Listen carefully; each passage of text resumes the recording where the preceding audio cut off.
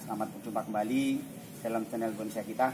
Pada kesempatan kali ini kita akan membahas lebih lanjut salah satu pohon bonsai yang sangat unik, yang sangat indah, yang sangat bagus, yaitu seperti janji kita kemarin adalah kita akan membahas pohon Fujida spionacea atau disebut juga pohon geometri atau disebut juga black olive. Pohon ini pohon dari luar negeri yang lebih banyak terdapat di daerah panas daerah Afrika, tepatnya daerah Afrika Selatan ataupun daerah Puerto Rico, ada juga di daerah Brasil. Oke, dulur bonsai dimanapun berada, untuk mengetahui seluk-beluk, untuk mengetahui keunikan bonsai dari pohon geometri ini, ikutin terus videonya sampai selesai.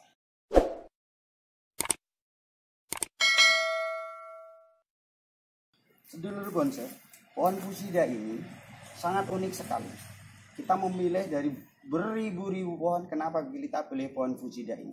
Pohon Fujida ini mempunyai karakter yang sangat luar biasa. Memiliki karakter yang sangat komplit sekali dibutuhkan oleh perbonsaian. Mulai dari gampangnya perakaran, mulai dari percabangan, mulai dari perantingan, dan juga dedaunannya. Sangat komplit sekali, sangat sempurna sekali, dan sangat mempunyai kriteria-kriteria yang dibutuhkan oleh syarat-syarat salah satu pohon untuk bisa dijadikan bonsai. Kita mulai dari perbatangan ataupun batang utama dari pohon ini. Pohon ini sangat unik sekali. Mulai dari batangnya yang begitu kerak, mulai batang yang begitu sempurna, kelihatan kesantuannya kelihatan sekali, dan percabangannya pun juga gampang sekali. Apalagi dedaunannya. Percabangan sangat dibutuhkan untuk memiliki kesan tua sekali. Ada pada pohon Fujida ini.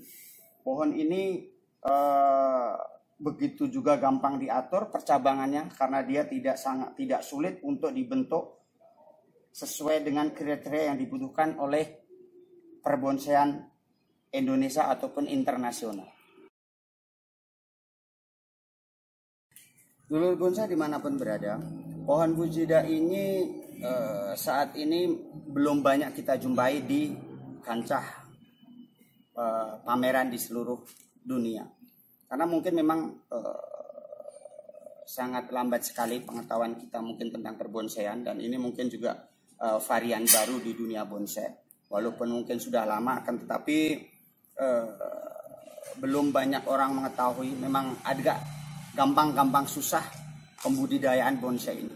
Akan tapi pada seperti bonsai pada umumnya, pengembangbiakan bonsai ini bisa mulai dari cangkok, mulai dari pembibitan dari biji, atau mungkin bisa dari okulasi.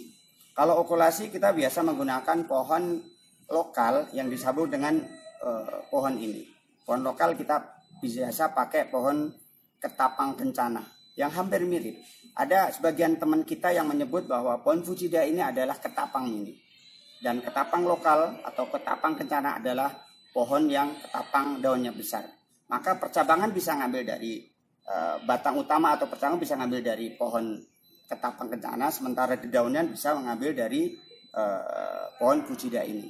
Kenapa kita sambung? Karena memang dedaunannya ini bisa mengecil. Dedaunannya ini bisa sempurna sekali tanpa ada proses pengecilan. Sementara kalau kita memakai lokal saja atau ketapang lokal, ketapang kencana yang daunnya besar itu proses pengecilan daunnya sangat susah dan mungkin relatif tidak bisa. Sementara untuk pencakokan sendiri relatif lebih enak karena nanti pembentukan perakaran akan lebih sempurna.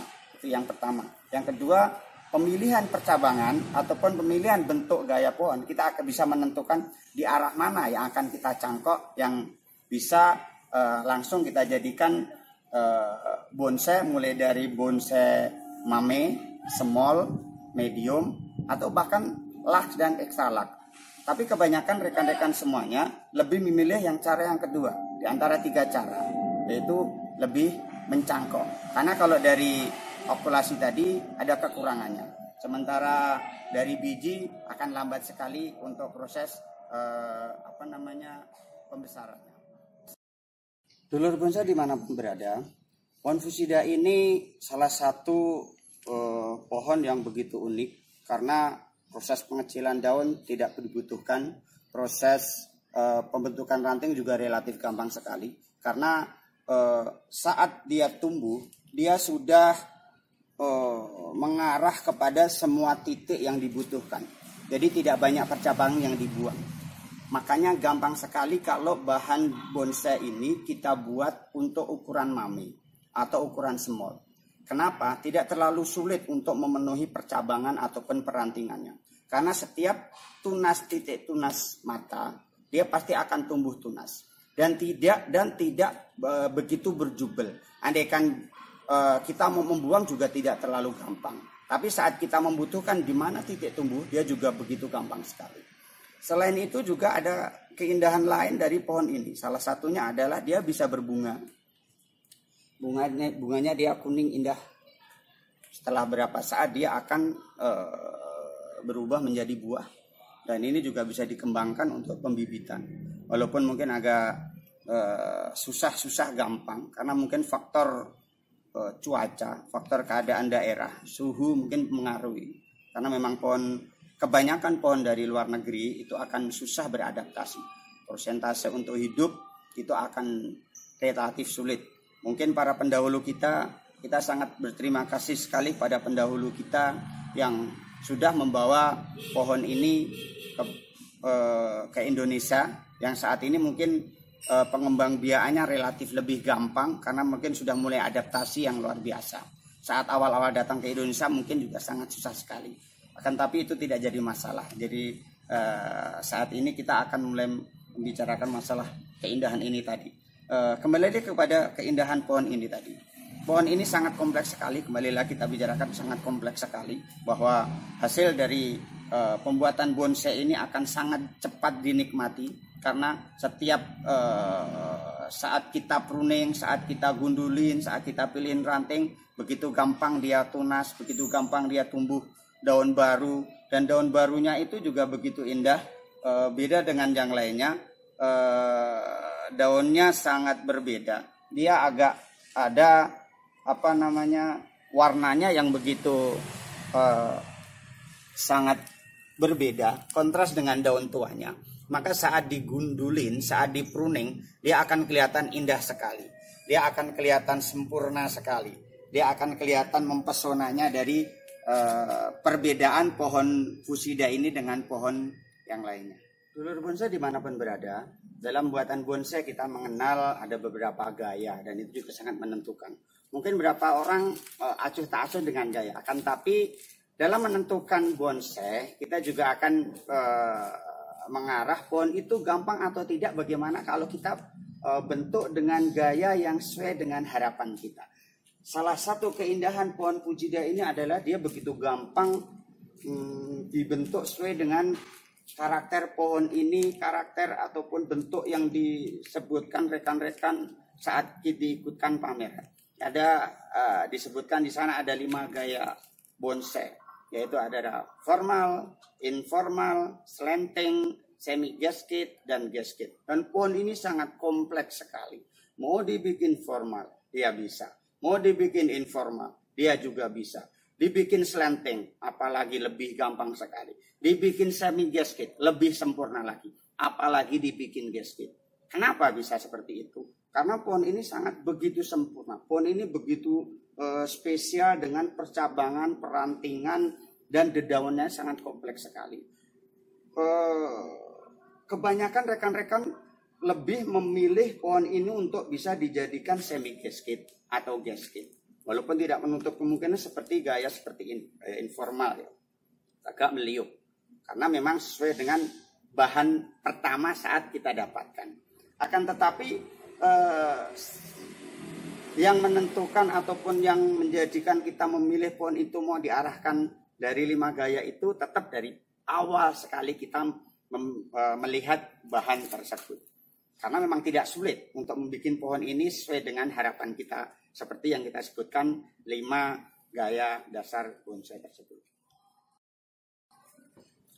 Dulur bonsai dimanapun berada, kembali kita kepada topik kita saat ini yaitu pohon fusida. Pohon ini pada kebanyakan pohon yang lainnya bahwa semua pohon bonsai pada umumnya harus outdoor. Walaupun ada sebagian teman bisa taruh di indoor, itu pun juga tidak bertahan lama. Karena apa? Tetap bonsai tetap ada 3 kriteria khusus, yaitu udara, matahari, dan air, itu tidak bisa dipisahkan. Pohon ini agak begitu tidak seperti kebanyakan pohon lain. Kembali lagi pada seperti yang kita jelaskan di depan tadi, bahwa pohon ini pohon luar. Untuk adaptasinya walaupun sudah banyak dibudidaya di sini, tapi dia juga pasti ada kekurangan. Salah satunya adalah di media tanah atau media yang digunakan. Pada dasarnya pohon ini adalah pohon yang suka air. Maka dari itu saat kita menentukan media untuk pohon ini, pastilah mungkin juga ada kandungan tanah ataupun kandungan media yang harus bisa mengikat air, jadi tidak terlalu poros. Walaupun bisa kita pakai media yang poros, tapi kita juga harus mengimbanginya dengan penyiraman yang sempurna, penyiraman yang begitu intens, atau mungkin bisa sehari 3 kali, ataupun mungkin pada tempat yang sangat panas dia sangat butuh air. Karena di daerah asalnya sana bisa jadi pohon ini adalah pohon dekat rawa-rawa, jadi pohon ini sangat butuh air sekali. Tapi jangan takut pada rekan-rekan yang berada di daerah panas, bahwa pohon ini juga bisa di daerah panas, bahkan mungkin bisa lebih indah dari tempat daerah dingin, asal penataan media, penataan tempat itu bisa seimbang. Keseimbangannya yaitu saat kita pakai media poros, kita harus rajin menyiram. Untuk teman-teman yang di daerah suhu udara dingin, pohon ini akan lebih sempurna, akan lebih kelihatan bagus, karena di daerah dingin pohon ini akan lebih kelihatan mengkilap daunnya, akan kelihatan lebih bercahaya. Selain itu juga bahwa pohon ini juga tidak terlalu gampang diserang oleh hama. Dalam artian pohon ini sangat tahan akan hama. Dulur bonsai dimanapun berada, seperti kita ketahui bahwa pohon fusida ini belum banyak kita jumpai di arena tarung perbonsaian, baik itu lokal, nasional maupun internasional. Mudah-mudahan dengan sedikit pencerahan dari saya tentang pohon fusida ini bisa menambah semangat, menambah motivasi buat rekan-rekan sudah memulai pohon fusida ini, mulai dari pembentukan, perawatan, dan pada endingnya nanti bisa disempurnakan untuk bisa diikutkan di arena kontes.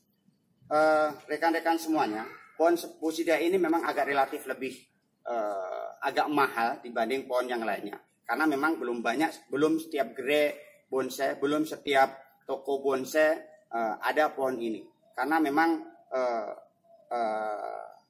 ketakutan untuk pemasarannya seperti apa, ketakutan untuk apakah pohon ini layak jadikan bonsai, atau mungkin memang rekan-rekan belum mempunyai bibit atau belum mendapatkan relasi untuk mendapatkan bibit ini. Akan tetapi jangan takut, jangan risau, bahwa pohon ini sebenarnya gampang dibudidaya, pohon ini gampang dirawat, dan pohon ini juga gampang hidup di daerah panas maupun daerah dingin. Oke, sedulur bonsai dimanapun berada, demikian tadi banyak sekali saya jelaskan, saya ulas tentang pohon fusida ini, mulai dari asalnya, mulai dari perawatannya, mulai dari cara pengembangbiakannya. Mungkin cukup paham buat rekan-rekan semuanya. Mudah-mudahan bisa menjadi penyemangat. Kita tetap semangat dalam berbonsai, kita tetap semangat dalam mengembangkan bahan-bahan yang kita miliki. Dulur bonsai dimanapun berada, jangan lupa ikutin terus channel Dulur Bonsai agar mengetahui perkembangan video yang kita update. Jangan lupa subscribe dan bunyikan lonceng untuk bisa mengikuti channel-channel terbaru dari Dulur Bonsai. Billahi taufiq wal hidayah. Assalamualaikum warahmatullahi wabarakatuh.